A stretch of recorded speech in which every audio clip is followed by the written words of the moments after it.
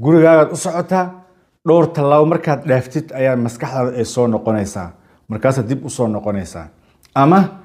waxa yani inaad weysaysatay ayaad u malaysaa mana aad weysaysanin waxaa laga yaabaa inaad isu malaysid inaad tukatay mana aad tukanin yani maladaada ayaa badanayso waxaadan samaynin ayaad isleedahay armaad samaysay waxaad samaysayna waxaad isleedahay armaadan samaynin shakiga ayaa kugu badanaya رب اشرح لي صدري ويسر لي أمري واحلل عقدة من لساني يفقه قولي codsigeen walaalayaal waa in aad subscribe noo saartaan kabacdi gambaleelkana aad furataan kabacdi like-tana aad noo saartaan weliba noogu dadaashan like-ta kabacdi share-na aad dhahdo السلام عليكم ورحمة الله وبركاته إخواني في الله كسو دوادا شيخ ريمي channel ما انت هل كان وحان إذن كسو جيدنا يا على مدها لغو قران كارو سحركا إيو جنيغا إيو إيشا وحايد إكرتا سدح ذو دابا إن أي إسو علامات أي نقضان waxaa kaloo ay dhici kartaa saddexdooda mid ka mid ah in ma garanaysaay ay calaamadahooda ay ku hayaan ayaa dhici karta marka ilaa iyo 50 calaamadood ayaan soo jeedinayaa hadduu alla yiraahdo marba kis ayaan ka soo jeedin doonaa haddii maanta calaamadaha aan soo gudbinayo aadan iska helin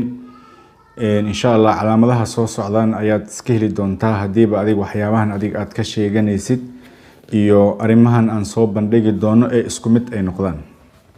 sidaas daraadeeda dadka aan usoo gudbinayo waxa ay yihiin waa dadka markii ay caafimaad kasto ay tageen meel kasto ay iska soo baareen yacni waxba ma jiraan la dhahay ama negative la dhahay ayaan usoo jeedinayaa calaamadaha aan ka bilaabi doono sixirka ama qofka sixran amaba qofka ma garanaysaa jinka ku dhex jira amaba ii sheeg adiga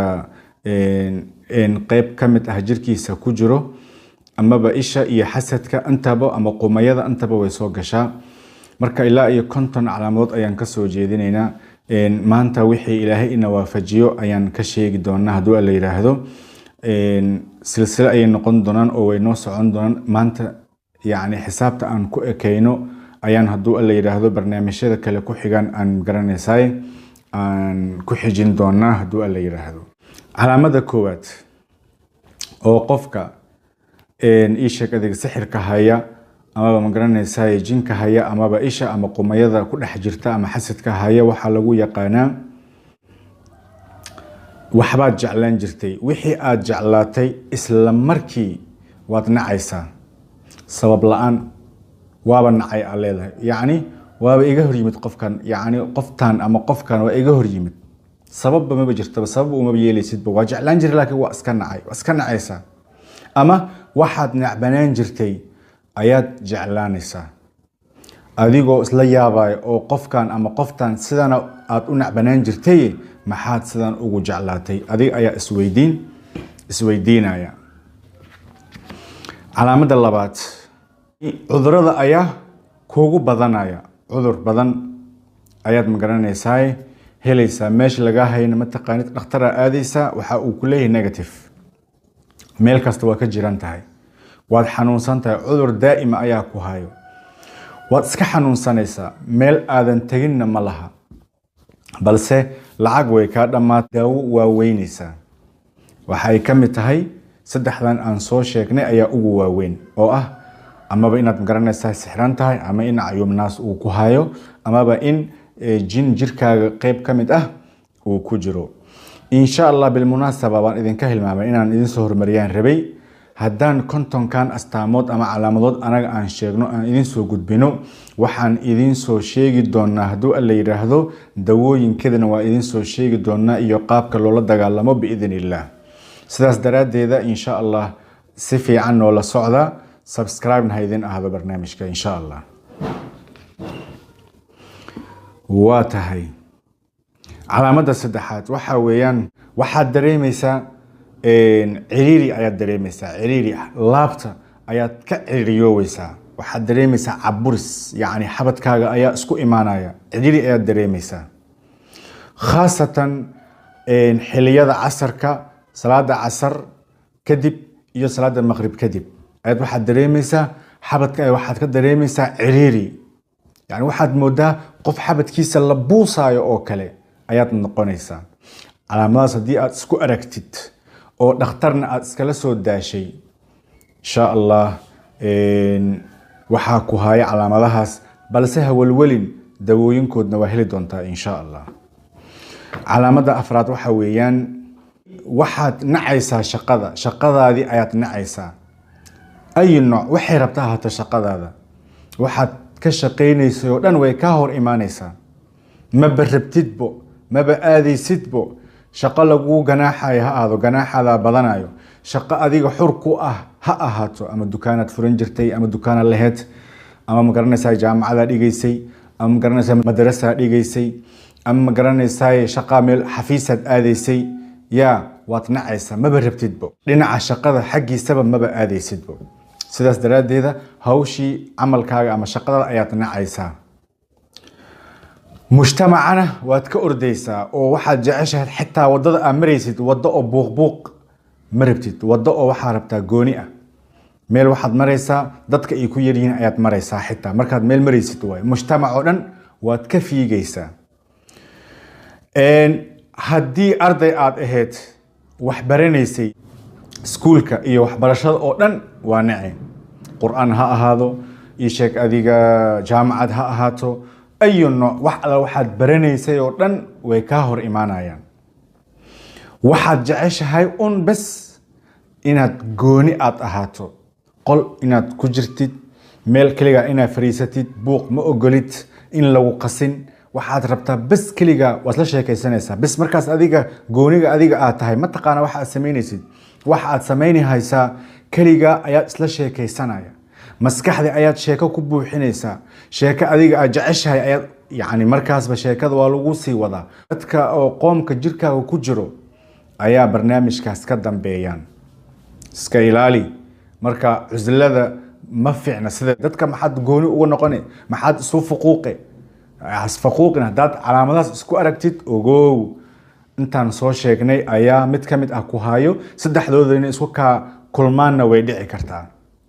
saddexdooda sida sixirka iyo jinka iyo isha inay isku kaa kulmaan iyo qumayada iyo xasadka intaba ilaan qumayada iyo xasadka iyo isha waa hal un ayada un baa kala nooc ah laakiin waxa ugu weyn waa isha iyo jinka iyo sixirka saddexdaba inay ku hayaan ayaa dhici karta marka ma fahantay waayahay calaamada shanaad waxa weeyaan qofka waxaa la malaysiinayaa inuu wax sameeyey mana uu samaynin maalan wax buu rabaa tusaale ahaan gurigaaga haddaad inaad aadid gurigaaga adoo dhaaftay aad arkaysaa waxaad u socotaa gurigaagaad u socotaa dhowr tallaabo markaad dhaaftid ayaa maskaxdaada ay soo noqonaysaa markaasaad dib u soo noqonaysaa ama waxa yani inaad weysaysatay ayaad u malaysaa mana aad weysaysanin waxaa laga yaabaa inaad isu malaysid inaad tukatay mana aad tukanin yani maladaada ayaa badanayso waxaadan samaynin ayaad isleedahay armaad samaysay waxaad samaysayna waxaad isleedahay armaadan samaynin shakiga ayaa kugu badanaya calaamada lixaad waxaad wejiga ka dareemaysaa wejiga ayaad waxaad dareemaysaa calaamado qofkii caddaa dhabanadiisa way gudguduudanayaan ama cagaar ayay noqonayaan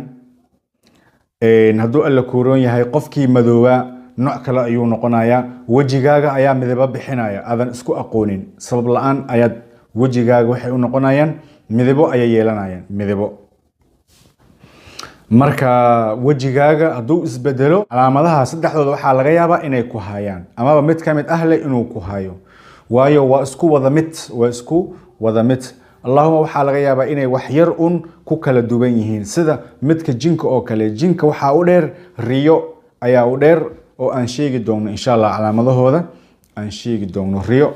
oo cabsi leh ayaa u dheer calaamada toddobaad aan kusoo gabagabeynayno waxa weeyaan madax xanuun kugu soo noqnoqda oo xitaa markaad kaniini aad liqdo labay noqoni in markii kaniiniga jirkaaga uu ku jiro aad fiicnaato wax yar ka bacdi haddana madax xanuunkii kugu soo laabto ama in uusan kaa joogsaninba xanuunkiisa kaniinka waxba ma kuu taraayabo kaniinka waxba ma kuu taraayo madax xanuun joogto ah oo kugu soo noqnoqonaya madax xanuun joogto ah mararka qaarkood waxa ku xanuunaya maskaxda yacni korkaan waa ku shidmaysaa mararka qaar intaan ayaa magaranaysaa ku xanuunaya mararka qaar geesahan ayaa ku xanuunayo mararka qaar madaxa oo dhan ayaa ku xanuunayo qandho oo waxaad leedahay kedis ah oo aad u kululna waad yeelan doontaa qandho aad u kululna waad yeelan doontaa sidaas darteeda marka haddii intaan aan soo sheegayno waxa weeyaan waa markii aad adiga isku aragtid calaamadahan ama waxaad ogaanaysaa saddexdooda mid ka mid ah inuu ku hayo ama laba ka mid ah inuu ku hayo amaba saddexdaba inay ku hayaan oo ah sixirkii ama jinkii amaba ishii mid dadka aan usoo gudbinaya imaqlayo waxaan idin sheegayaa no welwel wax welwel la yiraahdo ma jiro dawadoodana sidan hadda aan usoo gudbinay calaamadaha ayaan usoo gudbin doonaa waxaan asiibay famin allah ayay ka ahaadeen waxaan qalday naftayda iyo shaydaan xaggooda ayay ka ahaadeen wassalaamu calaykum waraxmatullaahi